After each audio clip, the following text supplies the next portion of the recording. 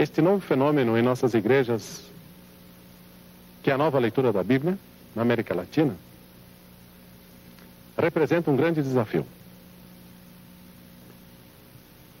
A Bíblia sempre foi um livro muito importante. Em muitos momentos da história, ela desafiou a igreja. Nesse momento, a Bíblia revigora essa sua presença a partir de perguntas novas. A nova pergunta, uma delas, é de que há um novo sujeito histórico lendo a Bíblia na América Latina. São os empobrecidos. O novo desafio é que a Bíblia hoje é um livro das igrejas e não de uma igreja. Ela traz uma contribuição importante para a unidade das igrejas. E a Bíblia hoje é lida a partir das experiências do povo. As experiências da praça e a experiência das casas. Qual é a contribuição da nova leitura da Bíblia na constituição do novo cidadão latino-americano? Por certo, há novos enfoques que hoje estão sendo trazidos à tona na América Latina. Durante essas entrevistas que seguem, nós estaremos olhando alguns desses novos enfoques que aparecem nas igrejas na América Latina. Convido, pois, para essa tarefa.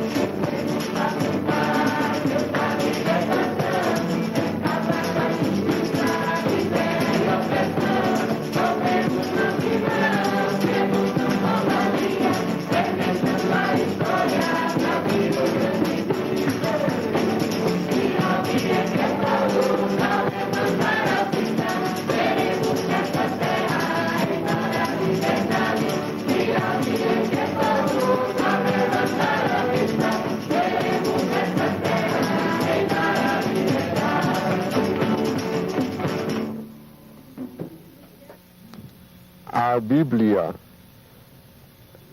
conta uma história de 2000 anos. 2000 anos de um povo oprimido que sempre renova a sua esperança e que consegue se manter, sobreviver indefinidamente através de todos os cataclismos da história. Um povo entregue a todas as aventuras da história, sempre vítima, levanta a cabeça, depois fica humilhado de novo, conta essa história. E então, é claro que os pobres daqui também se sentem interpretados, se encontram nessas expressões de esperança. Então, basta simplesmente tirar toda a poeira das explicações exegéticas, toda a poeira das explicações conceituais e voltar a considerar a história. Contar a história simplesmente para que o povo se reconheça. O povo que está às voltas com a sua fome, com as suas doenças, com a sua caminhada, ele encontra aqui a memória de gente que teve exatamente os mesmos problemas. E com um detalhe interessante, aqui nós temos praticamente mais de 1000 anos de memória do povo que refletiu sobre a sua sobrevivência. Sobrevivência cultural, sobrevivência política, sobrevivência física, fome, doença. Então, o povo hoje está descobrindo na Bíblia o seu livro, são os seus problemas que estão aqui. Qual que é a importância da palavra de Deus na vida das comunidades? A importância é muito grande, porque quando você descobre num livro algo que diz respeito à sua vida, aquele livro se torna importante, né? Começa a importar para você. E acho que no povo, lendo a Bíblia, descobre dentro da Bíblia a própria caminhada, as próprias lutas. E, além disso, aquele livro tem a ver com Deus. É o Deus vivo que fala lá dentro. Então ele começa a perceber que a vida que ele tem, para a qual nunca ninguém deu importância, e de repente ele percebe que Deus está preocupado com essa vida, com essa caminhada. Daí aparece a tremenda importância que esse livro tem para a vida dele. Descobre, é que nem hoje o povo sempre diz, né? Que nem hoje, descobre lá dentro algo da sua vida. Acho que lá está sintetizado um dos motivos mais importantes da importância que a Bíblia tem para a vida do povo. É uma importância de alimentar as comunidades, de renová-las permanentemente, de fazê-las reconhecerem, elas lendo a palavra de Deus na Escritura, elas reconhecerem a presença e a ação de Deus na luta hoje em dia do sindicato, do partido político, o libertador, enfim, todas as dimensões da vida. É uma experiência, a gente pode dizer que essa experiência que o povo tem com a palavra de Deus é uma experiência de alegria. É de alegria, mas uma alegria diferente, não é uma alegria comum, não. É uma alegria que pode existir até no meio da luta, no meio da tristeza, no meio do sofrimento. Ele sabe que Deus está do lado dele e que tem os irmãos junto com ele nessa caminhada. Então, dá essa uma alegria. Nossa alegria é saber que um dia todo esse povo se libertará.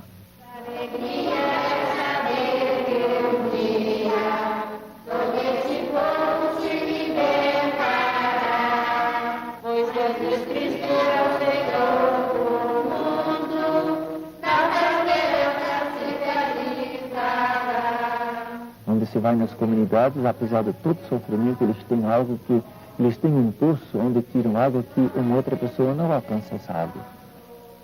E Deus nos entrega esse livro para nos ajudar a descobrir Deus dentro da nossa história. Aí a tremenda importância da Bíblia, para nos ajudar a descobrir o que Deus fala hoje. Tem árvore velha que não se corta, porque todo ano dá fruto novo. Então, o novo, acho que é isso. A Bíblia é uma árvore muito velha, está dando fruto novo. O novo que o povo descobre na Bíblia é muito velho. É uma visão nova, que faz uma visão antiga, que faz da Bíblia um livro novo atual de hoje, e não de ontem. Eles ligam a vida que eles têm com o texto da Bíblia. É como médico, quando ele analisa, às vezes, o nariz, ele não tem um aparelho que joga uma luzinha em cima do lugar onde ele olha. Então, a fé que está nos olhos do povo, esta fé, você olha o texto e é a fé que joga uma luz sobre o texto e ilumina o texto e dá o seu sentido. Então, estas duas coisas, o texto ilumina a vida e a vida ilumina o texto. Acho que lá está a novidade. Seria assim...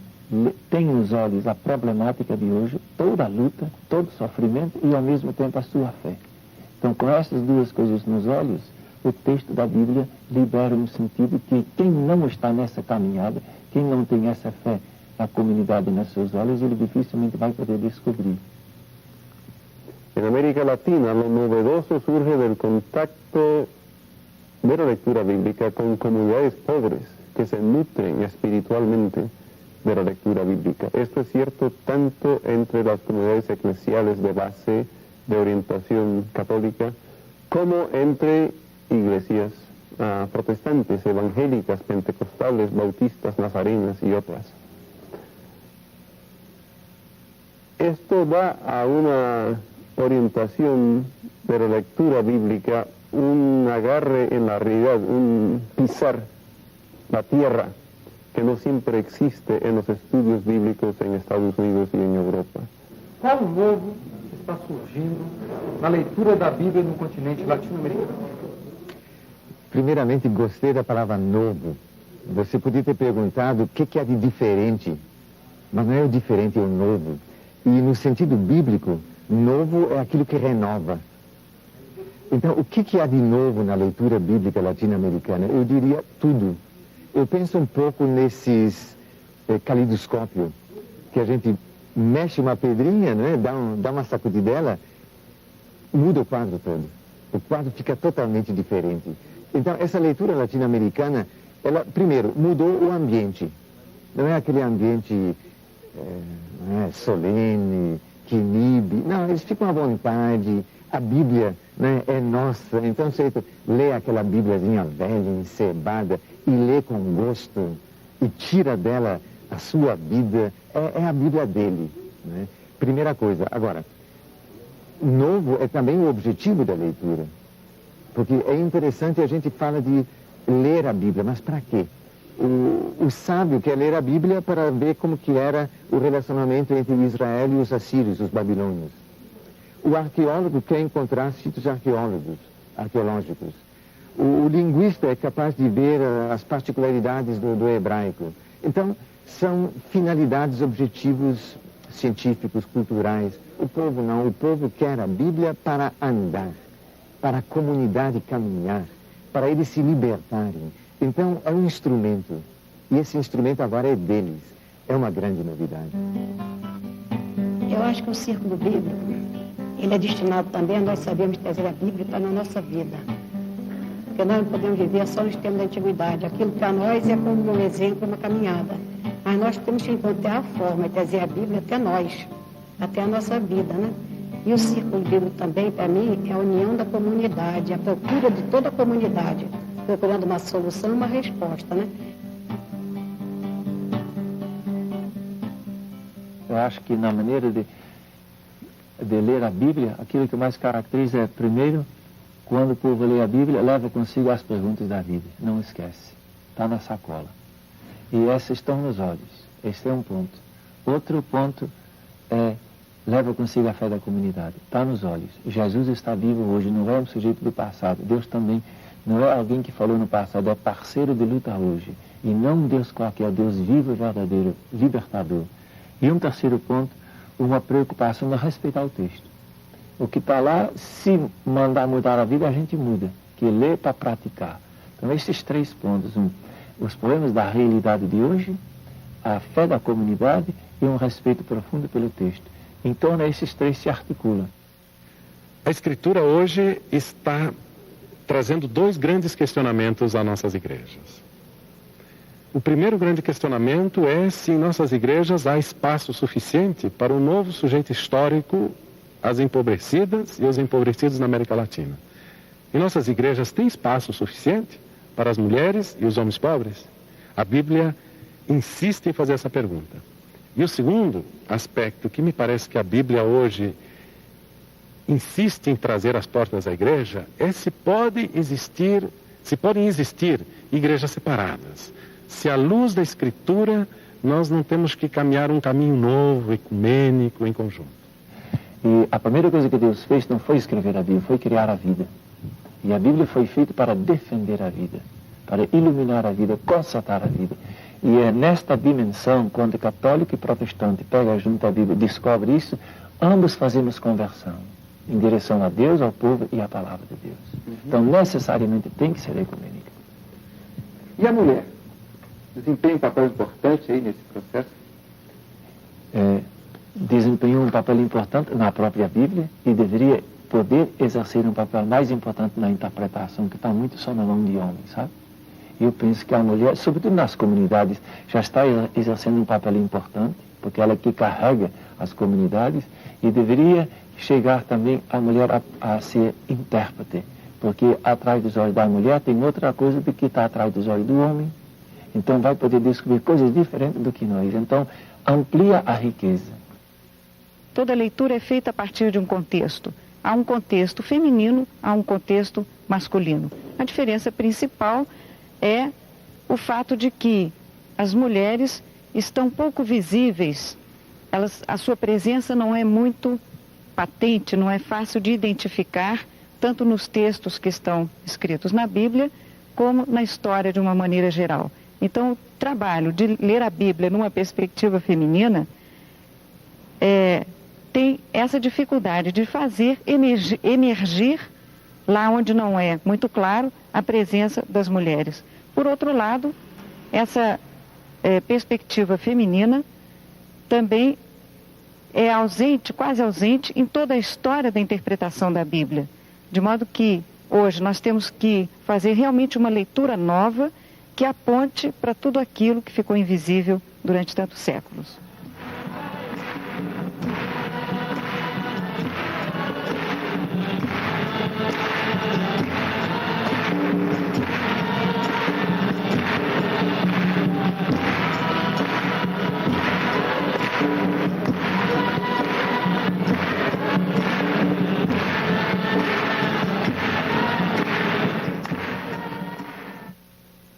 Por que essa leitura ameaça tantos poderosos?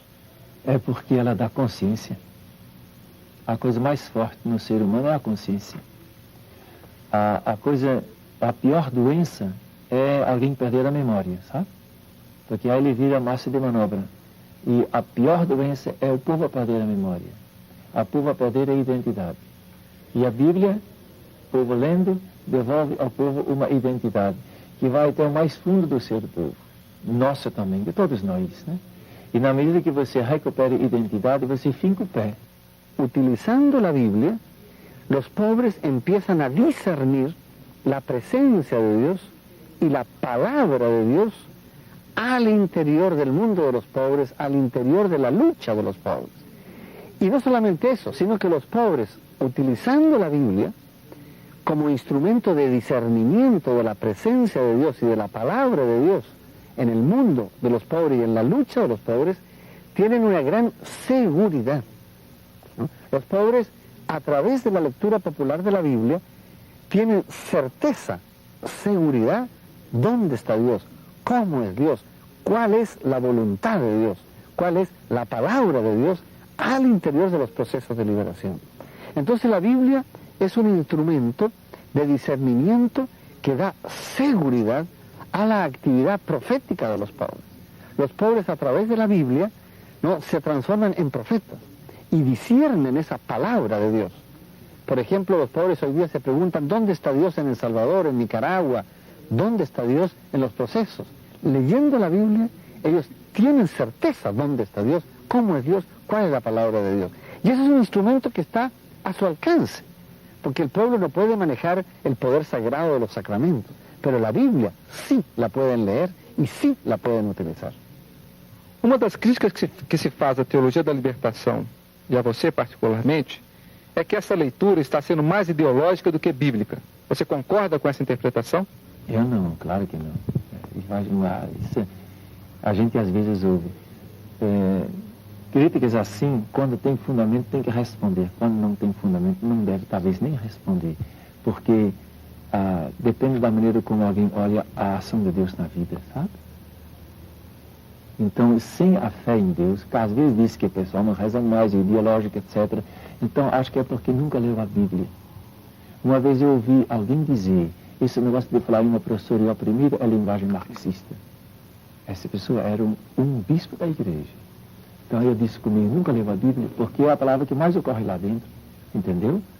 Então, essa maneira de dizer, eu sinto às vezes uma tristeza, sabe, quando tem com essas acusações, porque no fundo nunca leu algum profeta, nunca leu a história que está na Bíblia, nunca viu de perto as atitudes de Jesus.